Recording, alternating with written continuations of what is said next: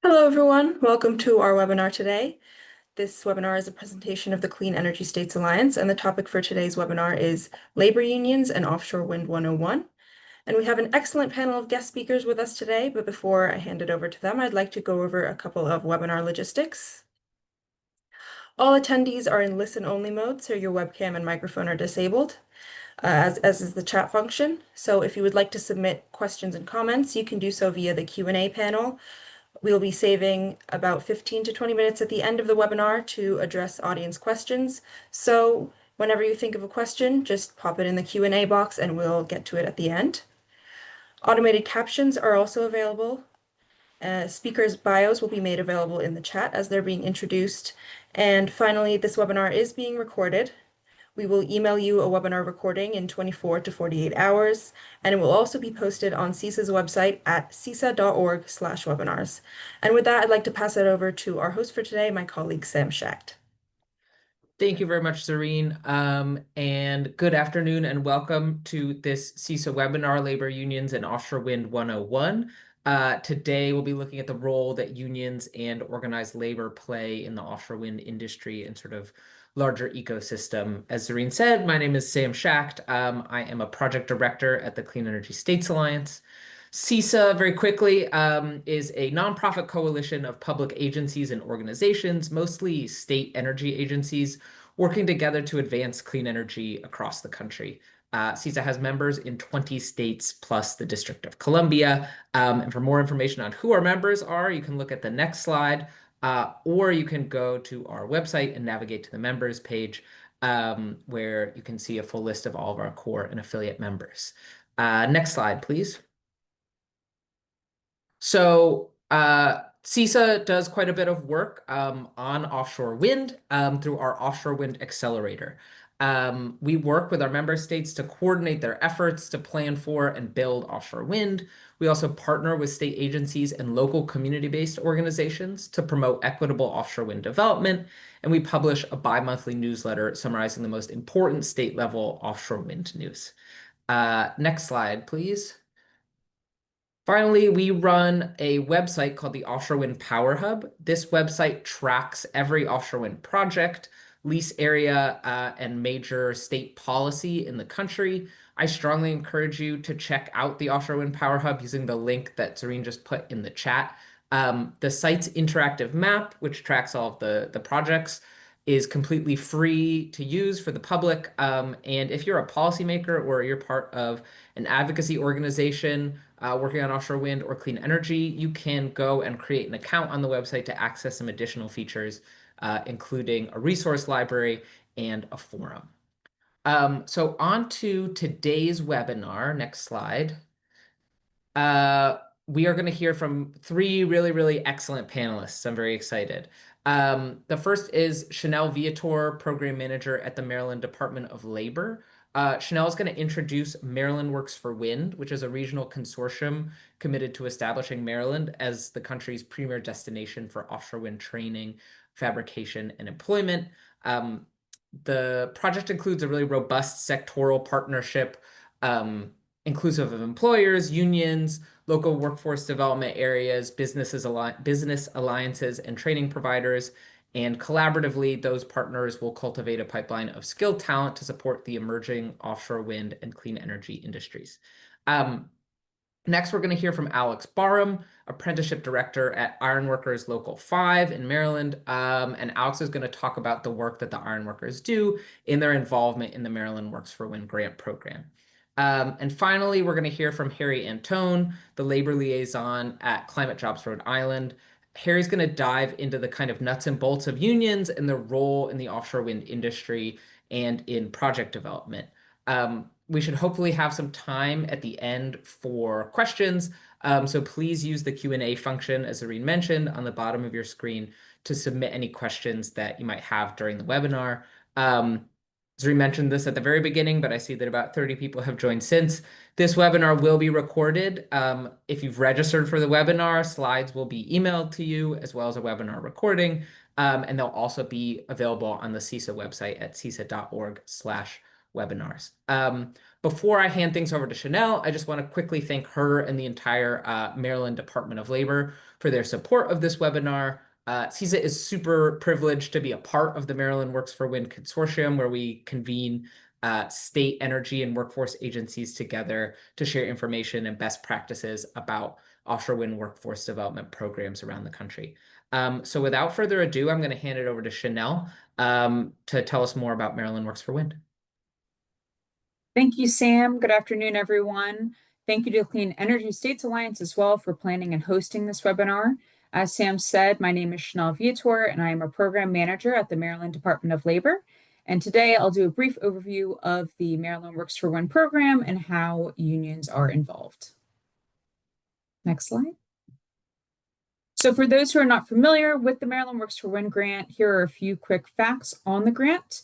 The Maryland Department of Labor was one of 32 awardees from the U.S. Department of Commerce through their Good Jobs Challenge grant.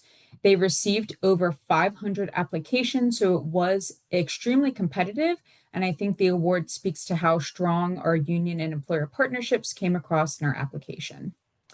The award is nearly $23 million and serves the purpose of occupational training in 3 sectors of the offshore wind industry, which includes the skilled trades, transportation and logistics, and manufacturing. We have 21 subrecipients who receive grant funds, and we have an overall goal to place and/or upskill 3,800 individuals into good paying jobs with a grant end date towards the end of 2026. Next slide.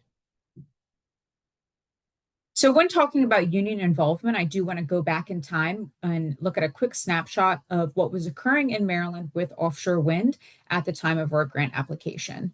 So in 2017, the Maryland Public Service Commission awarded offshore wind renewable energy certificates, or ORECs, to offshore wind developers to construct their projects. And then in 2021, more ORECs were awarded, and the PSC estimated these projects would create over 10,000 direct jobs. Within that same year, US Wind, a major offshore wind developer, announced an official partnership with the United Steelworkers, the Baltimore DC Building Trades, and IBEW locals for the construction of their projects at Sparrows Point in Baltimore. So this told us that the offshore wind developers were planning to use organized labor. So ultimately, that's why the Maryland Department of Labor decided to apply for this grant for the offshore wind industry so that we could help to build a workforce that would support the future need of these projects. Next slide. Another important piece of information to point out with the union involvement is that Maryland does have a close relationship with our registered apprenticeship programs due to being a state apprenticeship agency. So what that means is that we perform all requirements for registered apprenticeship programs on behalf of the United States Department of Labor. So we approve programs, we review quality of programs, and we even cancel programs who are out of compliance. Our Maryland Apprenticeship and Training Council meets bi-monthly to impose these policies and ensure that the programs are in compliance. So when the Maryland Department of Labor wanted to involve the unions in our project, we did kind of have a leg up in knowing how successful these training programs were prior to the start of the grant. Next slide. Here is a visual representation of our sectoral partnership under the grant and listing our subrecipients other than the employers. We have many partners involved, such as CESA for hosting this webinar, and our local governments who provide various ways of support. But what's important with this visual today is the training providers at the bottom of the visual that we split into 2 tiers. Tier 1 consists of our community colleges and nonprofit organizations. These programs focus on entry-level training with soft and hard skills, and they provide supportive services to ensure that barrier removal occurs prior to individuals entering the workforce. And then we have our Tier 2 providers, which show our union involvement. Tier 2 are our Joint Apprenticeship Training Committees, or JATCs, who perform advanced skills training through the registered apprenticeship model. Next slide.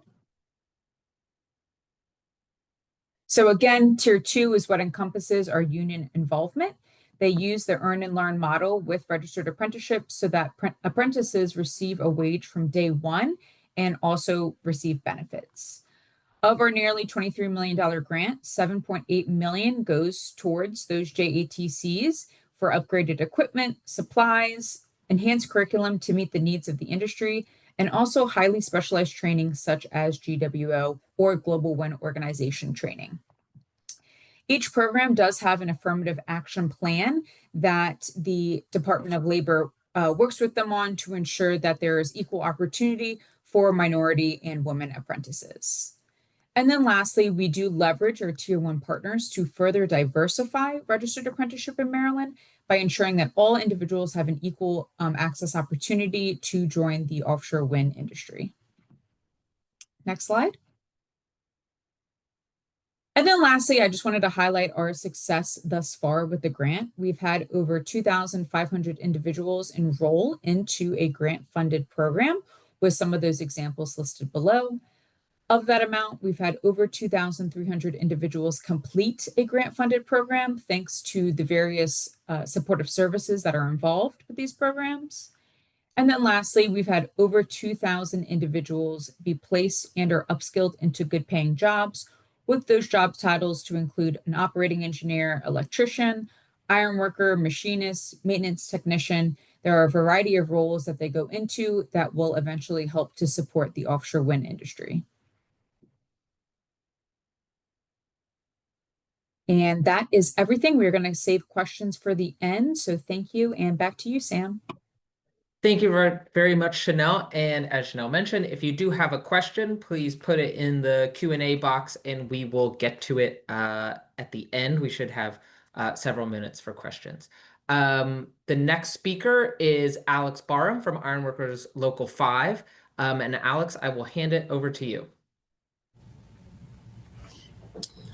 Hello, I am Alex Barham. I'm the apprenticeship director here at Ironworkers Local 5, JATC, or Joint Apprenticeship and Training Committee. Ironworkers Local 5 represents about 1,100 members in the Washington, D.C. area. And we also provide an apprenticeship, which provides training for our apprentices and many of our facets of our trade, which include structural steel erection. Next slide, please. We were established, let me take it back a little bit.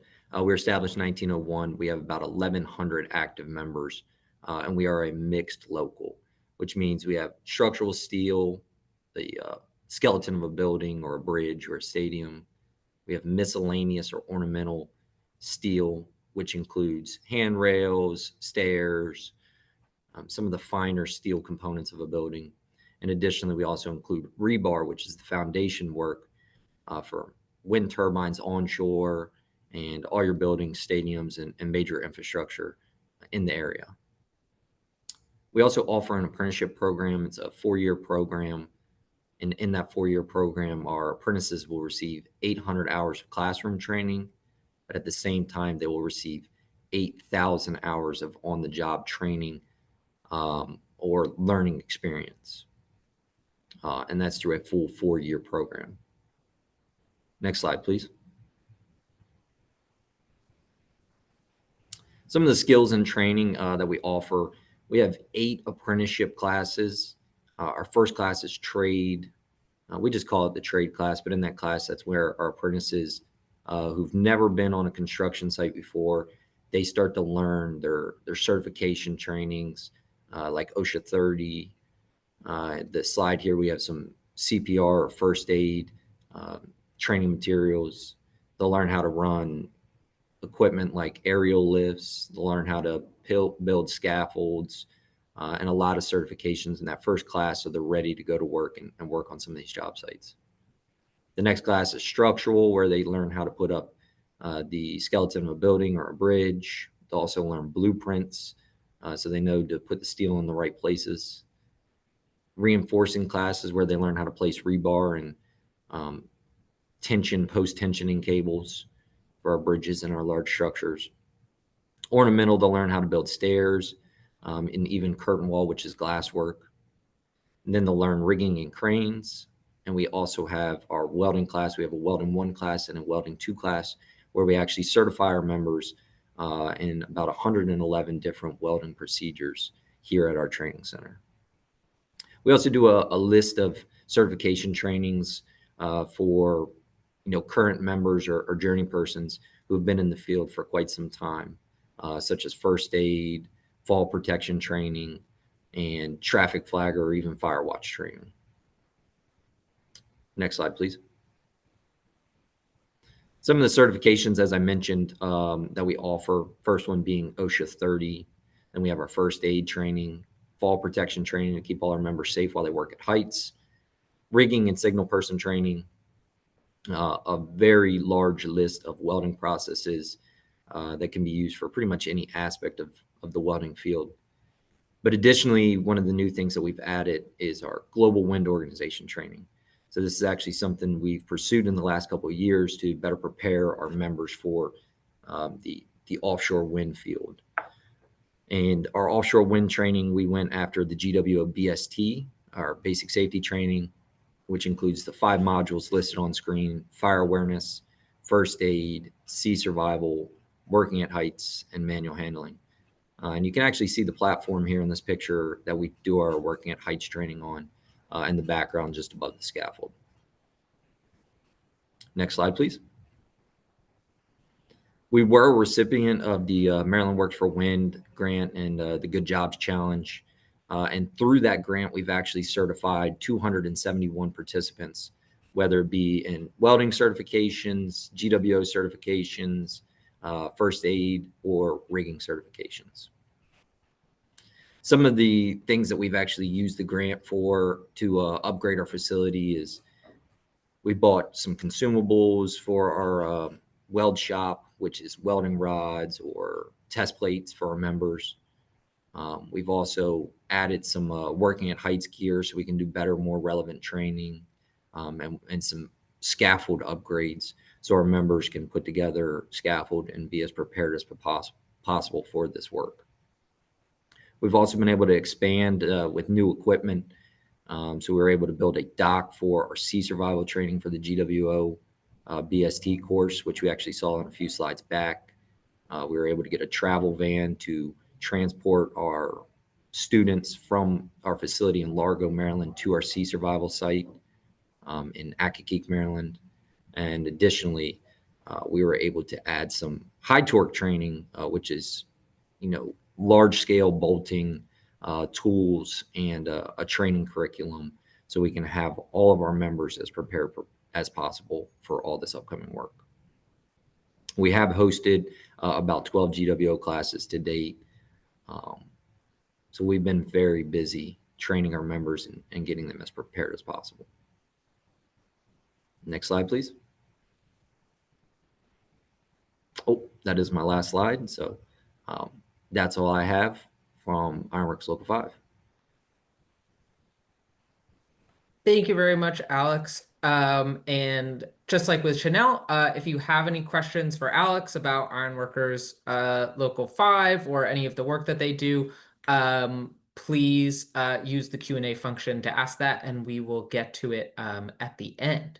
So 2 speakers down, 1 to go. We have Harry Antone from Climate Jobs Rhode Island, who's going to kind of give a real overview of how the unions that we've just learned about kind of fit into the offshore wind space. So Harry, go ahead. Good afternoon, everybody. First, I just want to say thank you to CESA for the opportunity to speak today. I'm very excited to be here to speak with you all. As Sam said, my name is Harry Antone, and I serve as the labor liaison for Climate Jobs Rhode Island. And today, my focus is I really just hope to share why union labor isn't just one piece of the puzzle for offshore wind, and why it's really the foundation for building this reliable industry that can deliver both clean energy and shared prosperity for workers. And before I jump into the presentation, I really just wanted to ground this conversation in what this really means on a human level. And at its core, it's not just about policy or projects, it's about the people doing this work.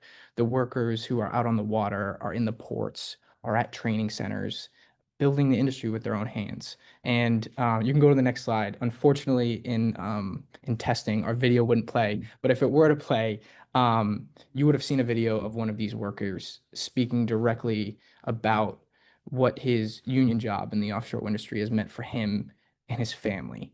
And after this video, I would have highlighted, and I'll still highlight, a few things that you would have heard. And you would have heard the very real impact of what happens when workers have access to good union jobs. And you'd hear things like the ability to buy a first home, to provide for their family, to retire with dignity, and to not have accidents on the job site. And that's a direct result of having a union contract in place. So it brings us to this question: what do we mean when we say union? And I know for some of you in the audience today, that word is very familiar, but for the others, it might be a little less defined. So I want to just take a moment to go over what a union really is and why they're so essential to an industry like offshore wind. So next slide, please. So in its most pure form, a union is just workers coming together, right, to organize, to bargain collectively with their employer. But when the great thing is when workers unite, it creates a balance with management and they gain the power needed to shape their working conditions. As you know, one worker going to their boss asking for something is a lot less powerful than the entire workforce going to their boss and asking for that same thing. And this collective power delivers results, as we see in states that have higher union density. There are higher wages, stronger healthcare and retirement benefits, safer job states, and structured career pathways that you just kind of heard about. And people don't just join unions because of an abstract idea that somebody told them they're good for them. They join them because they deliver these tangible results of security, opportunity, and a true voice on the job. And that power scales. It begins at local hiring halls in your towns, in your cities, and then it scales all the way up to national federations like the AFL-CIO. They represent nearly 15 million workers in North America and Canada. And then you have the North American Building Trades Union, or NAB2, and they coordinate more than 3 million skilled tradespeople across the United States and Canada. And these institutions, they bring stability and accountability to industries, and offshore wind is no exception to this. So next slide, please. So the union system is layered in a way that it is allowed to operate effectively across massive organizations because they're huge, and massive projects as well. So at the top level, you have your national, international unions. So think organizations like the Laborers International Union of North America, the International Brotherhood of Electrical Workers, the Iron Workers, the Operating Engineer, Carpenters, etc. The list goes on. And they set the standards for their regions, their local unions. They help negotiate maybe a large scale national agreement, or invest in and support the training, organize, and marketing going on at regional and local levels. Then you have NAB2, like we just said. NAB2 is an umbrella group for building trades, and NAB2's role is really especially important in offshore wind because it coordinates across all the crafts, and it prevents disputes that could slow down the construction of these huge projects, and it really ensures every trade is operating as part of a unified team, moving in a singular direction for good. And then at the core of all of this is your local unions. And local unions are where workers enter the trade. They may be where your apprenticeships are housed. They're where workers are dispatched out to work, and where your members receive their day-to-day support and benefits. Next slide, please. So now that we went over the structure, how do workers actually join the system? And there's several different entry points. One being pre-apprenticeship, then you have your apprenticeship program, and it also could happen through direct application. So some begin whether they're, recently graduated high school, recently incarcerated, veterans, they may begin in an apprenticeship program. And these programs are often supported by local building trades unions and state agencies. And these programs are great because they provide an introduction to the trades. They teach basic job site skills. They let people know and find their own path within the trades. And then they help participants choose the right craft. So from there, somebody that participates in a pre-apprenticeship program would move into a registered apprenticeship program. And as you just heard, these are multi-year programs. But the great thing about them is what we like to say, they're earn while you learn. And there's no debt involved. And these are programs where apprentices, they train to become skilled journey people. They earn the wages and benefits while they're building their expertise. And again, it's not about just getting a job. It's about building a career with that stability, that healthcare, that retirement security. Then the last thing, or the kind of the last entry point, would be for people, experienced workers working in the non-union. And there's a couple different ways that they could enter the union workforce. First, being through direct application. Somebody that came through direct application might go into the apprenticeship program, but if they're able to prove, numbers of hours worked and skill level out in the field on non-union shops, they might be direct access into the local hall and then put out to work. Another option would be if their non-union shop was unionized through a union election, and then after that union contract is signed, that workforce then becomes union. The last situation is if the workers, quote unquote, what we like to call stripped, and that would be taken from a non-union shop and then put to a union shop or a union contractor. Next slide, please. Now, before we move deeper into all of this relation to offshore wind, I just wanted to highlight the framework of climate jobs work and what it's rooted in. And that's truly what we call the climate jobs model. And the climate jobs model began in 2017 when New York labor leaders launched Climate Jobs New York. And since then, coalitions in states across the country have organized to advance what we call a just transition. And that's one that's pro-worker, pro-climate, and at a scale that climate justice demands. So always taking into consideration the worker, all the stakeholders, bringing everybody to the table and creating a productive conversation and having that inform our policy goals and our energy goals and our workforce goals. And these state coalitions are fighting for a future in racial justice, equitable communities, and a livable planet. And Rhode Island is no different, where I come from.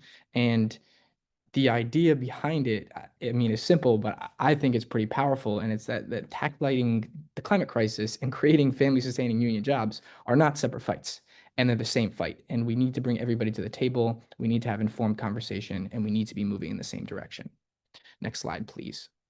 And here in Rhode Island, our Climate Jobs Rhode Island coalition is guided by these 4 principles.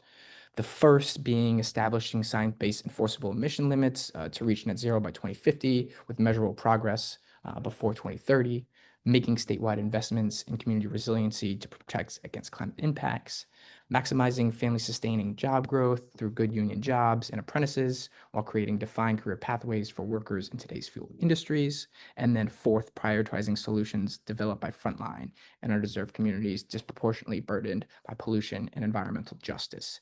And that's exactly that. It's bringing everybody to the table and creating a conversation and informing policy and workforce development. And like I said, this framework really ensures that as we build a clean energy economy, we're also building an economy rooted in justice and equity and workers. Next slide, please. So now when it comes to offshore wind, there's really no single trade that can do this job. They are truly multi-trade, multi-phase efforts and projects. So you have your onshore work, you have your offshore work. So for example, onshore, you may have laborers, doing site prep or concrete. You may have the operating engineer running some heavy equipment, or teamsters hauling material in and out of ports. You may have iron workers or carpenters dealing with some sort of steel structures. Or your IBW electricians installing substations or dealing with some sort of high voltage transmission line. And then at the ports, you may have pile drivers conducting foundations, or laborers and iron workers moving or assembling some components, and then electricians kind of completing their testing. Offshore, primarily iron workers are climbing and assembling these towers. And for anybody that hasn't seen it, they're hundreds of feet above the water. It takes a very special person to do that. It's incredible. You may have some operating engineers operating cranes, and laborers and carpenters dealing with day-to-day tasks off there as well. And then once the turbines are spinning and fully operational, you may have electricians, mechanics, or other trades take over what we call operations and maintenance of these facilities. And these are the jobs that aren't just going to last the duration of the project. These are really the jobs that are going to last for decades. So that naturally raises the question, why build union? and why use union labor. And there's many reasons why we need to use union labor in every single offshore wind project in this country. But some of the most important that I'll talk about right now are the safety, skills, and equity that unions offer. So first is safety. Construction is an extremely dangerous field. And our workers deserve to go to work and to have faith that they're going to return home to their loved ones, that their life or their well-being is not going to be threatened on the job site.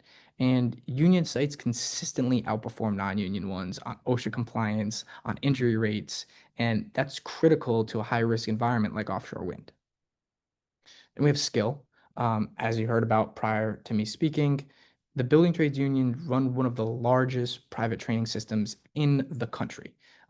I've been to these campuses. Some of them rival the nicest college campuses. And now some of them are that infrastructure is being updated and adapted to offshore wind.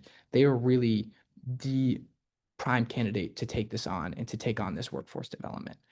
And then you have equity. Um, like you've heard me say, and you're probably going to hear me say it again, union jobs are family sustaining careers. They have the healthcare, they have the pensions, a lot of things that a lot of Americans don't benefit from today. And through PLAs, which we'll talk about in a little bit, they also deliver equity. We have things like local hire, veteran pathways, apprenticeship utilizations, and opportunities for underrepresented communities that may have not gotten these opportunities. And when we use these standards and we use these agreements, it raises the floor and unions lift wages and skills across the entire industry, even for non-union workers. Next slide, please. And beyond the safety, the skills, equity, there are some additional benefits that I'll go over right now that can sometimes be overlooked. And unions bring transformation and innovation, and they help industries move forward and really build industries. And a great example of this is in Climate Jobs New York.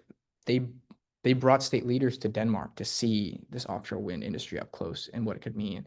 And it directly impacted and shaped New York ambitious offshore wind goals and project developments and procurements. Again, you have this existing training infrastructure. Union training centers are already adapting these programs to meet offshore wind specialized needs. They're going to continue to do so, and they're the best equipped to do it.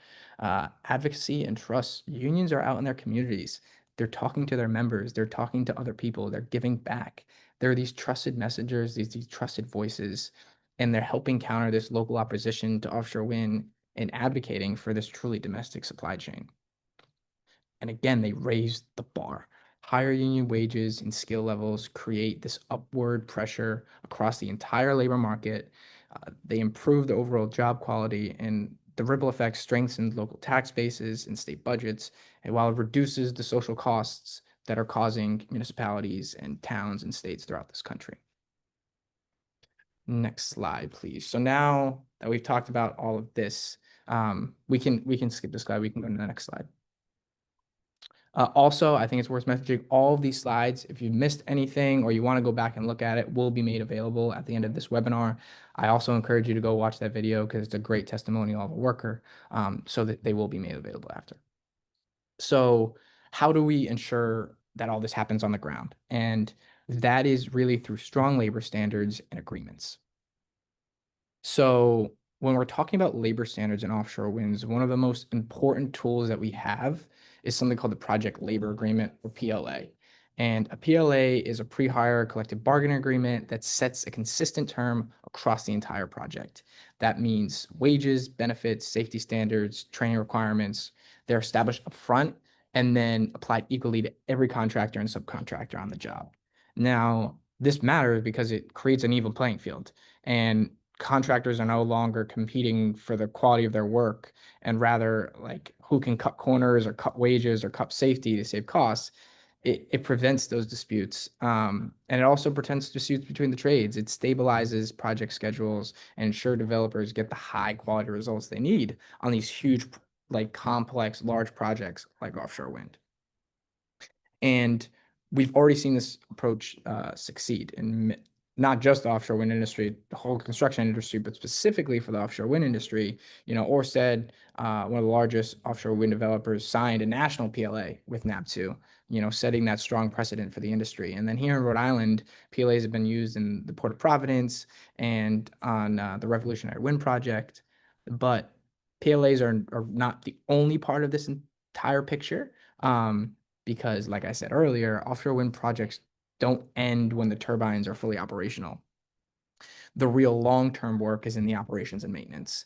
And then that's where something called a labor peace agreement comes into play, or an LPA. And an LPA is an agreement between unions and employers that guarantee stability over the long run. On the employer side, it really just ensures there won't be strikes, there won't be pickets or disruptions to operations. And on the worker side, it guarantees that their employees, they can really organize freely, fairly. They won't get intimidation or interference from their employer. And like it's a simple but pretty powerful complex that, it's stability for the employers and fairness for the workers. That's all we're asking for is fairness. And in offshore wind, these LPAs are critical because they guarantee the operations and maintenance work that, again, can last for decades after construction is done by union labor. And it's, again, creating those careers. Workers are getting the family sustaining wages, the healthcare, the pensions, also the access to the world-class training that we talked about, the apprenticeship programs, and making sure that this workforce is highly skilled and ready for any challenge that this industry is going to throw at them. And for developers, that's just as important. The LPA provides that peace of mind. The project will run smoothly without unexpected disruptions or delays. And again, the workforce is trained to the highest standards.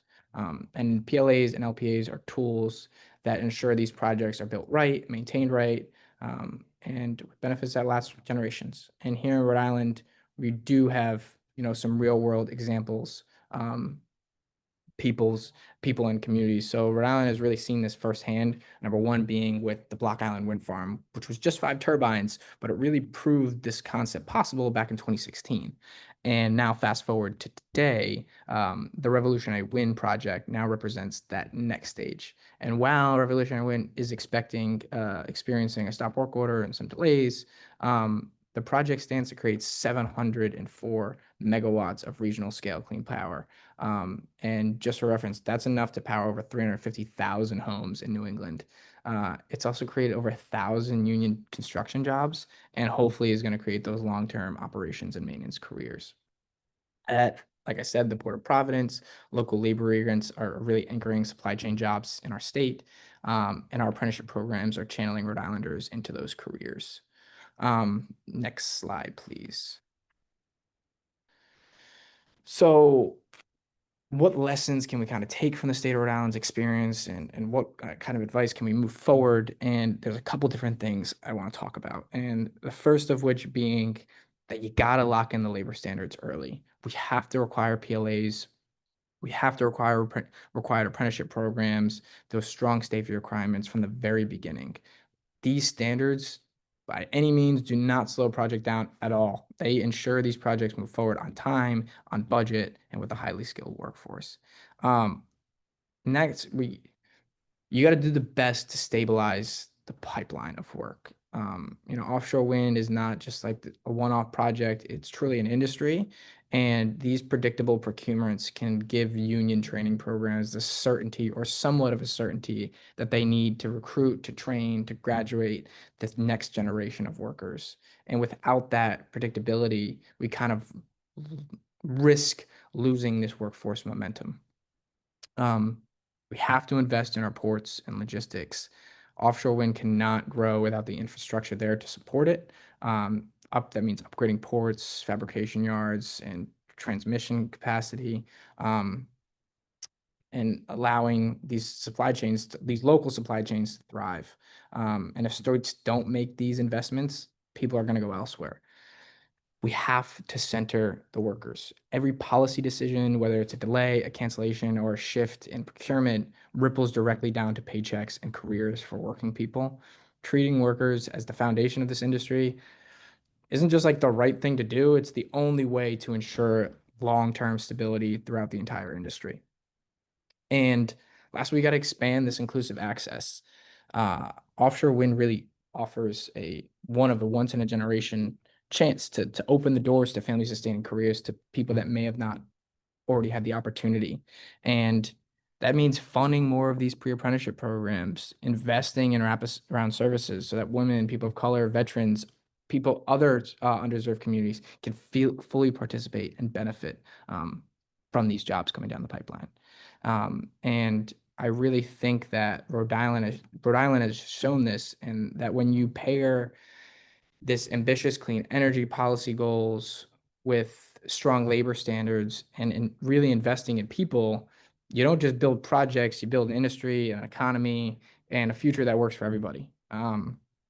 So to just wrap everything up, like I really think that offshore wind is it's not just a climate project, it's industrial policy, and unions are the infrastructure that make it all possible. They provide the skills, the safety culture, the workforce pipeline, and the equity outcomes that this industry really requires. And if states want offshore wind to succeed at scale, union labor must be at the center of all of this. So thank you for your time. I'll kick it back to Sam.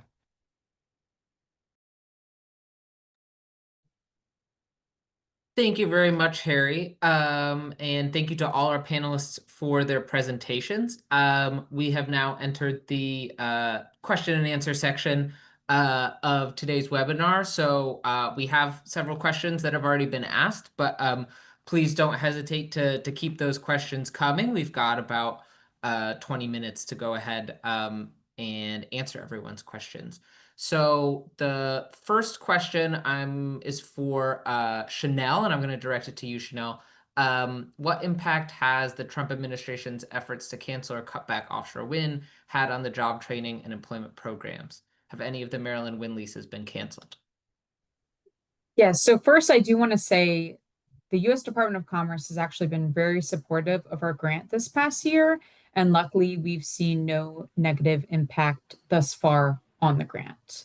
But here at the Maryland Department of Labor, when we invest in workforce development programs, our goal is always for individuals to find job placement within 6 months of completing their program.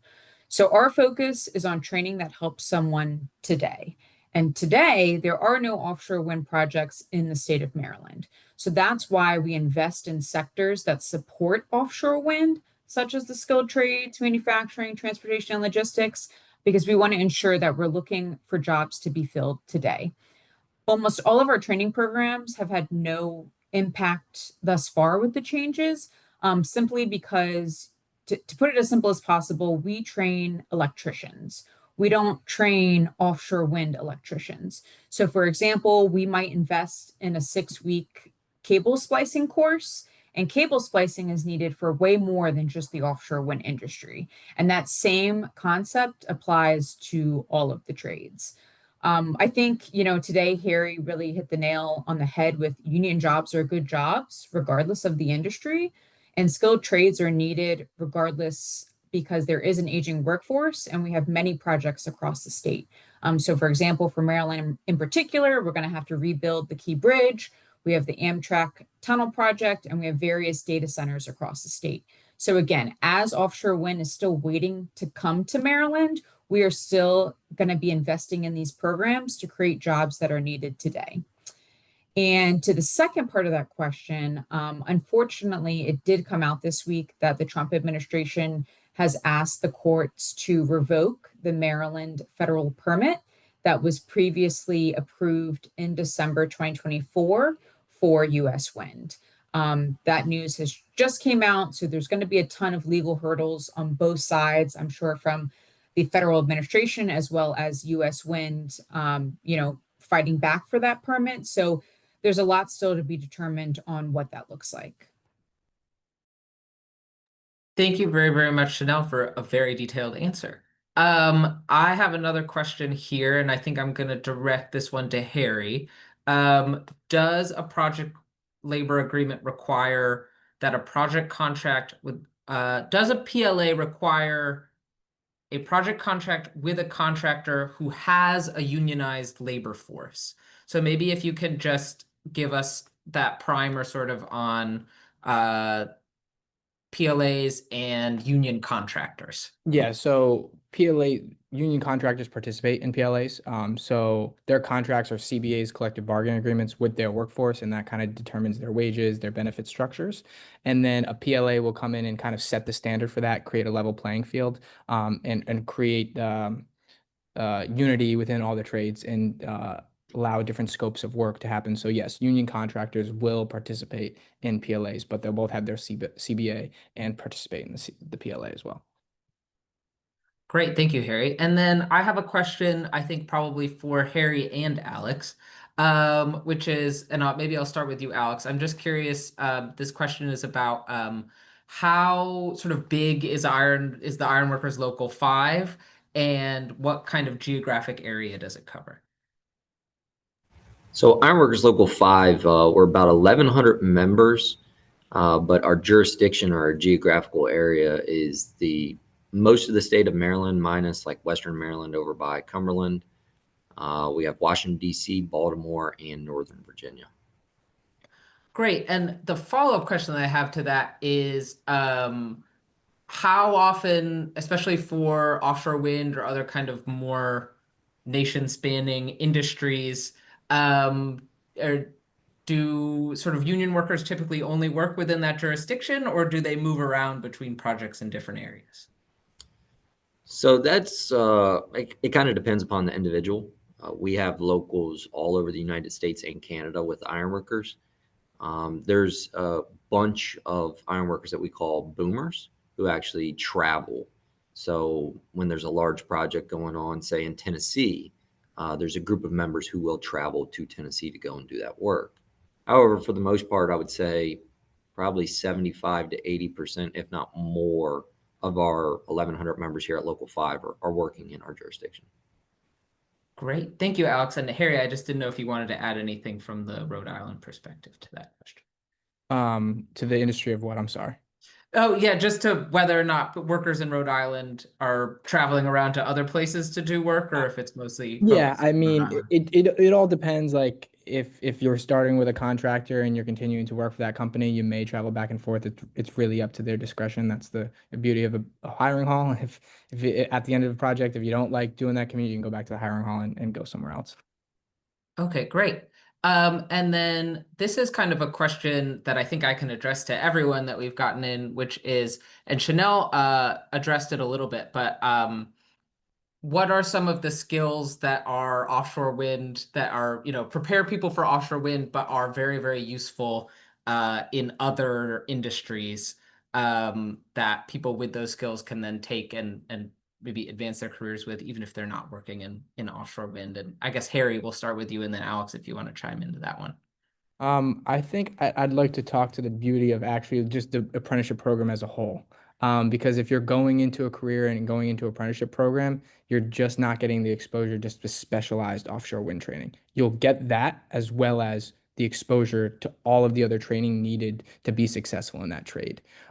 So it's about, all right, I may want to choose a career in offshore wind, and I'm going to go into an apprenticeship program, and I'm going to do the GWO training, and I'm going to get other specialized trainings specific to offshore wind, but I'm also going to get all those necessary requirements and certificates to be successful in my trade. If I don't want to, if I go to offshore wind farm and I don't love working on it, I can go do something else in the construction industry. So just speaking to like, you're getting a full rounded approach as you're entering an apprentice. You're not just getting that one and pigeonholed into that one industry or one sector as well.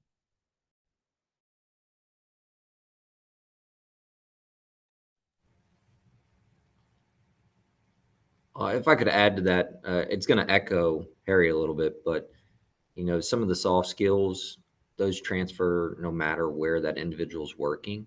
But additionally, aspects of, like for the ironworkers, our industry, like welding.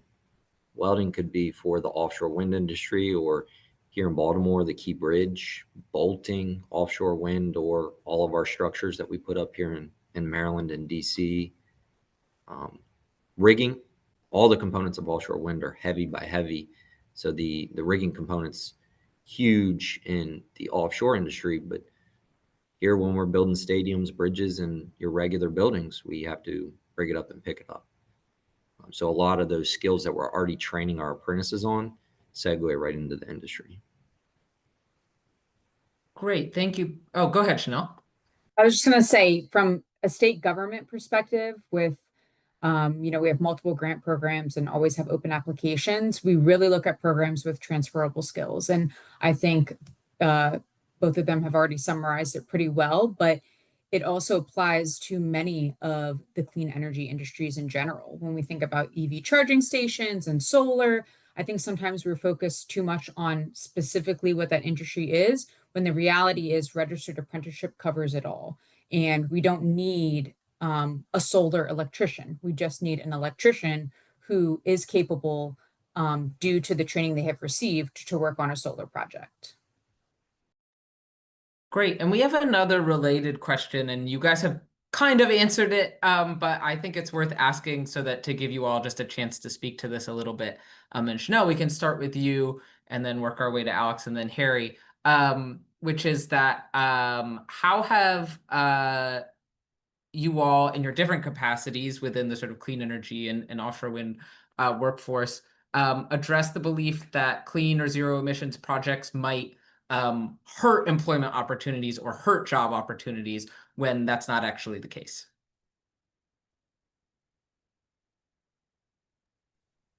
Yeah, I would say hopefully this answers the question, but again, focusing on the transferable skills in workforce development programs and also being flexible with changes that occur within all of these industries.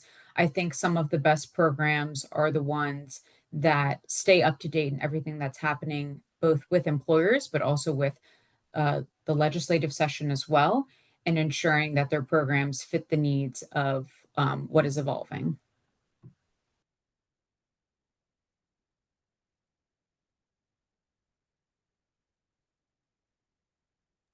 And if anyone else, oh, go ahead, Alex. Yeah, I mean, to add to it, as a union labor representative, we meet the demand of the industry. I don't think, I guess the question was, does clean energy remove jobs? I don't think that's the case. Energy's energy, and jobs are jobs. I don't think it removes jobs, no, sir. I like Alex answer. Jobs are jobs, and he's exactly right. And we also do a lot of, in my capacity at Climate Jobs, we do a lot of research into just transition and what that looks like for the state of Rhode Island, carrying out research projects that address the cost of that, what that might look like, where these transferable skills are, and what we like to call a 1-to-1 ratio. So if one job in maybe the fossil fuel industry is being prohibited, where is that 1-to-1 ratio into a clean energy sector job as well? So just making sure that we're addressing that every step of the way, and it's bringing all those people that I talked about in the beginning of my presentation to the table. It's making sure that we're having workers lead this conversation. We are having union leaders lead this conversation and inform our policy goals and climate agendas to make sure that no worker is left behind and that we do, in the long run, have that 1-to-1 ratio of jobs. Great, thank you all.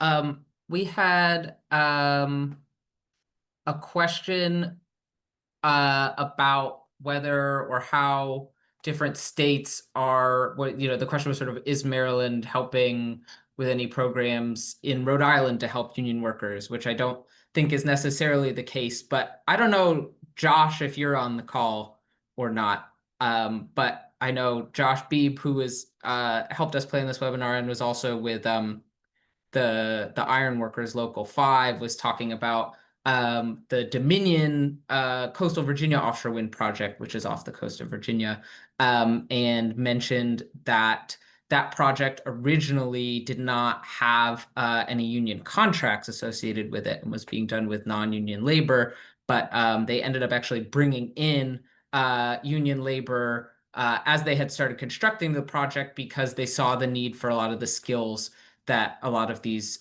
unions sort of elsewhere on the Atlantic coast had developed building offshore wind projects. So I just wanted to answer that question kind of with that little anecdote that there are definitely instances where union laborers in one place are helping projects in another place. And Alex, I don't know if you can speak any more to that. Yeah, I can speak to that. So here at Local 5, we're based in Maryland. However, our international has locals all the way up and down the coast. So for the specific example you're referencing there, here in Maryland, we're a accredited GWO training facility, which is a third-party certification.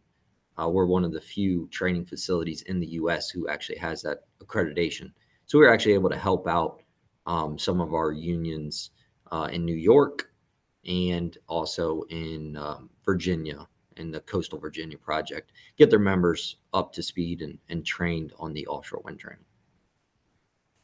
Great, thank you, Alex. And I have a question here, which I thought might be good to end on.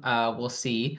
And the question is, what can training centers, building trade apprentice programs, schools, employers, and state agencies do to communicate these values to partner across regions to build better pipelines for workforce development, job placements, and retention, as well as more investment from the private sector to advance offshore wind and other renewables during this time? So kind of how can we all be better working together to advance the clean energy transition? I know that's a big question. I know a lot of what you've said has kind of already answered that question, but I didn't know if you all had any kind of parting thoughts about how we can kind of build bridges between organized labor and maybe advocacy organizations or state agencies, everyone sort of rowing towards the clean energy transition together. And whoever wants to go first can take this one first. I can start off. Just putting it out there that, CESA is one of our business alliances, but so is Oceanic Network, and they're a nonprofit organization who brings together states all across the country to keep up with the industry. And so I think the simplest response to that is getting involved in everything, all the events that Oceanic Network hosts. They have virtual events, they have in-person events, they have the biggest conference of the year called IPF, and I know this year it's going to be in New York in February. So just getting involved as much as possible and attending things such as this webinar to hear what others have going on within the industry is the best thing to do to make sure that you're still in communication with what's going on in the industry. I think there's a couple important things to do, and that's always can keep a continuous dialogue, keep a conversation going. But really, before you can have that conversation, you need to build trust with all these groups. You need to engage people where they are. You need to have open conversations with them. You need to have the hard conversations that you might not always want to have, and you have to continue to do that over and over and over again. You need to go into communities. You need to engage with state agencies. You need to engage with labor unions, build that trust, and keep an open dialogue between everybody.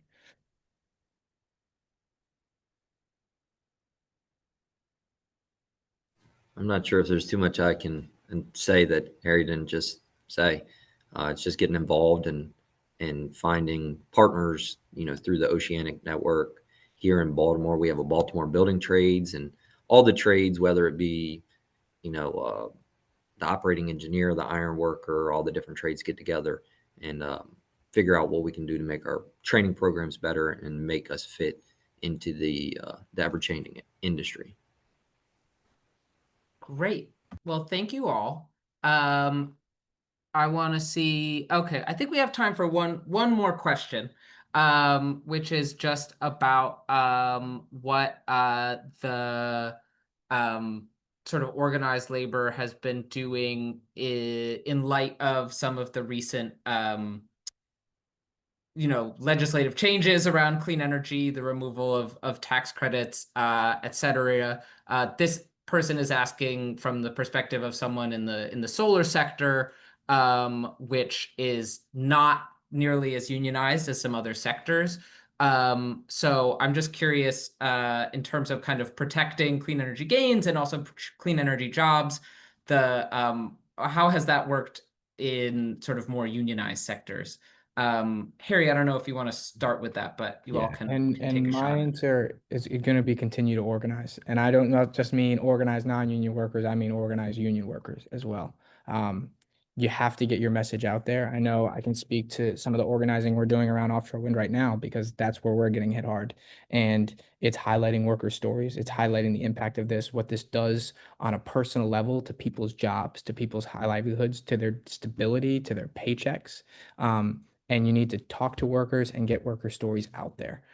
You need to highlight it. You need them talking to news outlets. You need them talking to each other. as well. So my answer is always going to be continue to organize, continue to engage, to continue to inform.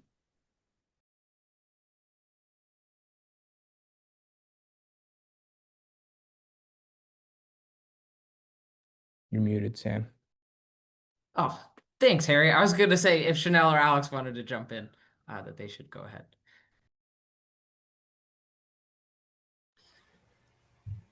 I would echo Harry once again. Organizing is a huge way to kind of bring the members in and show people the way of life that the unions offer to individuals doing the work. What I hear all the time from the training center perspective is the union or the training center is the best kept secret, meaning a lot of individuals are just unaware. So we do a lot of outreach. We work with, some of these workforce development programs in order to let people know that this avenue is here, because some people just don't know, and share that with them and share the training that we do, so individuals know it's here.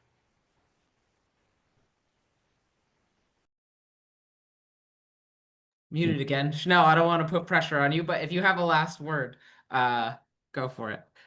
Yeah, I mean, luckily here at state government, we have a policy unit and they stay up to date with everything that's going on with legislation and what occurs. And everything that comes across our desk, we have reviewed with our legal team and do our best to submit comments, on behalf of what we believe here at the Maryland Department of Labor.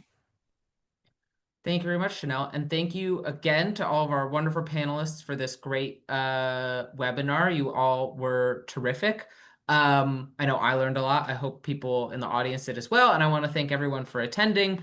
Remind everyone that this webinar is recorded and you'll be able to watch it or share it out with anyone who you think might enjoy it.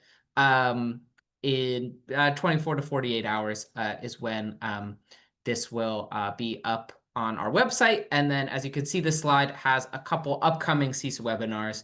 One on front of meter versus behind the meter batteries, an economic comparison for Massachusetts, and then the Massachusetts Clean Energy Center's Vehicle to Everything demonstration program on November 12th. So please be on the lookout for those webinars and have a great rest of your afternoon.